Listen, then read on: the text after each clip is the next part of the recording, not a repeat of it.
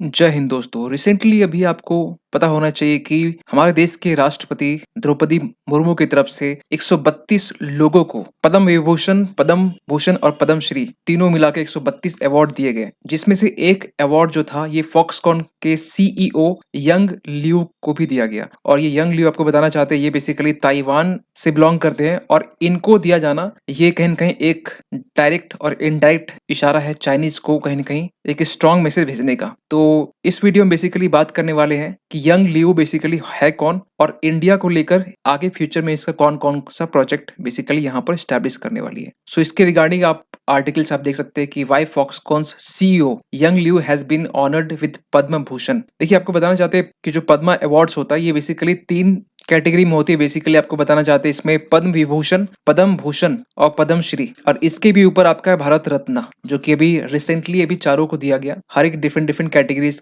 में। इनको जो मिला है वो पद्म भूषण मिला है। सो कॉन्टेक्स्ट क्या है? कॉन्टेक्स्ट ये है कि फॉक्सकॉन जो एक नामी कंपनी आपको मालूम है, जो बेसिकली आईफोन आईफोन के जो पार्ट्स होते हैं असेंबल करने के काम करती है, मैन्युफैक्चरिंग करती है। तो फॉक्सकॉन के चेयरमैन यंग लियू को रिसेंटली जो ताइवान से बिलोंग करते हैं थर्सडे को पद्म भूषण से इसे सम्मानित किया गया, जो कि इंडिया का थर्ड हाईएस्ट सिविलियन अवार्ड है। लेकिन सवाल निकलता है कि यंग लियू है कौन? यंग लियू बेसिकली आपको बताना चाहते हैं कि 2019 के टाइम से फॉक्सकॉन को लीड कर रहे हैं, जो कि पूरे वर्ल्ड का लार्जेस्ट इलेक्ट्रॉनिक्स मैन्युफैक्चरर है। और आईफोन फैक्ट्री आपको बताना चाहते हैं, आईफोन फैक्ट्री जो कि बिगेस्ट आईफोन फैक्ट्री के ऑनर भी है, जिनका जो बैकग्राउंड है बेसिकली एक रिच एंटरप्रेन्योरियल है और ये 4 दशकों से एंटरप्रेन्योर के फॉर्म में काम कर रहे हैं। अगर थोड़ी इनकी एजुकेशन की बात करें तो ये बेसिकली आपको बताना चाहते हैं MS degree in computer engineering from university of southern California से किए हुए 1986 के टाइम में, और इवन की इसके अलावा बीएस डिग्री इन इलेक्ट्रोफिजिक्स जो कि ताइवान से ये किया हुआ है, ताइवान नेशनल सियाओ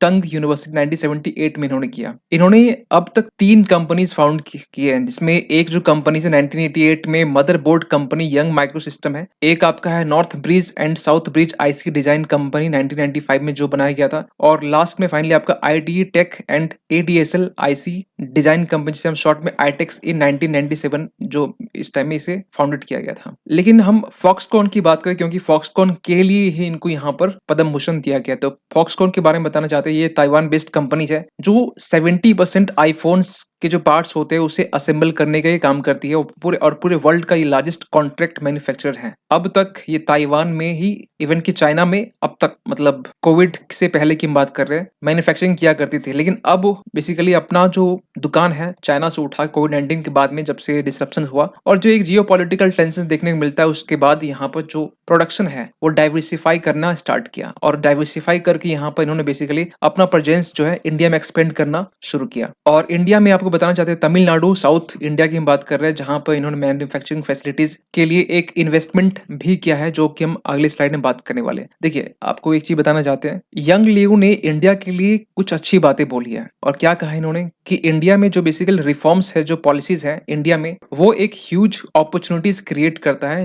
बेसिकली एक इलेक्ट्रॉनिक्स मैन्युफैक्चरिंग इकोसिस्टम को डेवलप करने के लिए। और साथ में इन्होंने ये भी कहा है कि India will be a very important country in terms of manufacturing in the future. आगे के लिए भी इनकी एक बहुत बड़ी प्लानिंग है। और प्लानिंग आगे क्या है आपको बताना चाहते हैं, फॉक्सकॉन चीफ जो यंग लियू है, ये प्राइम मिनिस्टर से मिले थे पिछले साल की हम बात कर रहे हैं, जब गुजरात गांधीनगर में आपका सेमिकॉन इंडिया 2023 कॉन्फ्रेंस हुआ था। आप इस इमेज में देख सकते हैं, जुलाई 28 से 30 यानी 3 दिन का ये बेसिकली एक प्रोग्राम था, जिसमें पीएम मोदी और यंग लियू आपस में मिले थे। और एक शॉर्ट मीटिंग था जिसमें ये कहा गया कि जो रिसेंटली 20 मिलियन का एक जॉइंट वेंचर प्रोग्राम था वेदांता फॉक्सकॉन सेमीकंडक्टर लिमिटेड का, जो, और ये बेसिक चाइना में था, चाइना से हटाकर इन्होंने ये इंडिया में इन्वेस्टमेंट करने की बात कही है। और यहाँ देख सकते हैं, to establish the first chip manufacturing plant in India. और इन्होंने यहाँ पर अनाउंसमेंट एक चीज और भी किया है कि 1.6 बिलियन इन्वेस्टमेंट का इंडिया में करने का। आपको बता दें कि फॉक्सकॉन जो globally recognised manufacturing Apple iPhones company है, जिसका फुटप्रिंट कहीं न कहीं इंडिया में भी देखा जा सकता है कुछ सालों में। और ये तमिलनाडु में एग्जिस्टिंग इसकी एक आईफोन फैक्ट्री भी है,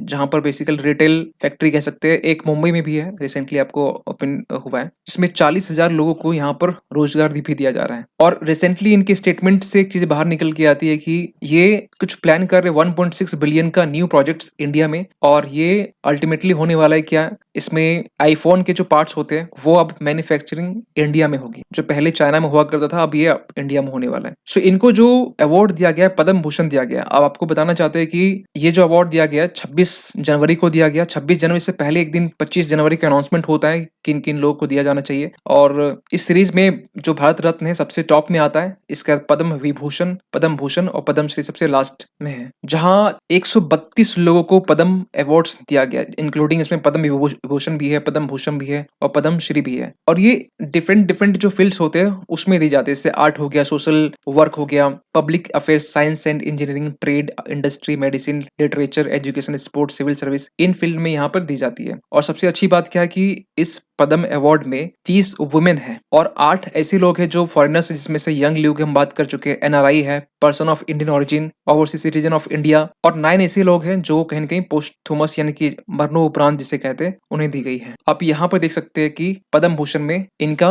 नाम, जो ताइवान से बिलॉन्ग करते हैं, Shri young Liu, trade in industry में इनको दिया गया है। और रिसेंट की हम बात करें तो इंडिया चाइना के बीच में, अब आपको बताना चाहते हैं, जो ताइवान जो कंट्री है, इंडिया ताइवान को रिकॉग्नाइज नहीं करते हैं। इसका मतलब ये हुआ कि ताइवान के साथ में भारत का डिप्लोमेटिक रिलेशन नहीं है, क्योंकि चाइना का ये कहना है कि चाइना वन स्टेट पॉलिसी को मानता है। मतलब ये कहना चाहता है कि अगर चाइना को कोई कंट्री रिकॉग्नाइज किया है तो अब ताइवान को नहीं कर सकता। अगर ताइवान को किया तो वो चाइना को नहीं कर सकता है। तो क्या दुनिया में कोई भी ऐसा कंट्री है जो कि ताइवान से डिप्लोमेटिक रिलेशन रखा हुआ है? ऐसे 13 कंट्रीज हैं। ऐसे 14 था, रिसेंटली किसी ने जो तुवालू है अभी ये छोड़ने वाला है, ठीक है, यहाँ पे क्योंकि गवर्नमेंट अभी आपका चेंज हुआ है, तो अभी 13 है फिलहाल लिस्ट में। और इस लिस्ट में आपको बताना चाहते हैं, हो सकता है ये अपडेट हो गया होगा, जो कि ताइवान से रिलेशन रखे हुए। आपको बताना चाहते हैं इसमें ऐसा कोई भी कंट्री आपको नहीं मिलेगा जो कहीं न कहीं एक डेवलप्ड कंट्री, पावरफुल कंट्री है। यूएसए, यूके, फ्रांस, ये सब आपको मिलने वाली यहाँ पर नहीं है। यूएसए के साथ में था बेसिकली 1970s के आसपास में, लेकिन फिर उन्होंने एग्रीमेंट के तहत में ये चीजें ब्रेक कर दी। और ये सारे ऐसे कंट्री है जो कहीं न कहीं चाइना का कुछ बिगाड़ नहीं सकते। इन शॉर्ट ये कह सकते हैं, इन्हें मालूम है कि चाइना को कि ये लोग कभी पंगा लेंगे नहीं। लेकिन वही दूसरी तरफ आपको बताना चाहते हैं कि ताइवान के जो रिसेंटली प्रेसिडेंट जो इलेक्ट हुए हैं, लाई चिंगते, जो एंटी चाइना है, और रिसेंटली इनकी पार्टी यहाँ वहां पर जीत के आई है और नए प्रेसिडेंट वहां बने हैं। और लगातार आपको बताना चाहते हैं 4 साल के लिए प्रेसिडेंटशिप होता है, जो कि 2016 से लेकर 2024 तक अभी एंटी चाइना गवर्नमेंट वहां पर है, प्रेसिडेंट है। और चाइना बार बार कहीं ना कहीं ये चीजें फोर्सफुली कह रहा है कि ताइवान की गवर्नमेंट को हम नहीं मानते हैं। ताइवान में सत्ता पलटने के लिए कहीं बार बार कोशिशें भी करता है, क्योंकि यहाँ पर डेमोक्रेसी है और चाइना में डेमोक्रेसी नहीं है। सो इसको लेकर चाइना हो सकता है कि इंडिया से कंसर्न्स रखे, लेकिन इसके लिए आपका क्या मानना है? इंडिया की तरफ से पद्म भूषण अवार्ड देना एक ताइवान की कंपनीज फॉक्सकॉन को, यंग लियू को, वो भी ऐसे टाइम में जिस टाइम में हमारा रिलेशन चाइना के साथ में अच्छा नहीं माना जाता है, और उसके बीच में अगर हम ताइवान के ऐसे बिजनेसमैन को अगर हम पद्म भूषण दे रहे हैं, तो ये कहाँ तक सही है, कहाँ तक गलत है? कमेंट कीजिएगा। मिलते किसी अगली वीडियो में, तब तक के लिए थैंक यू सो मच।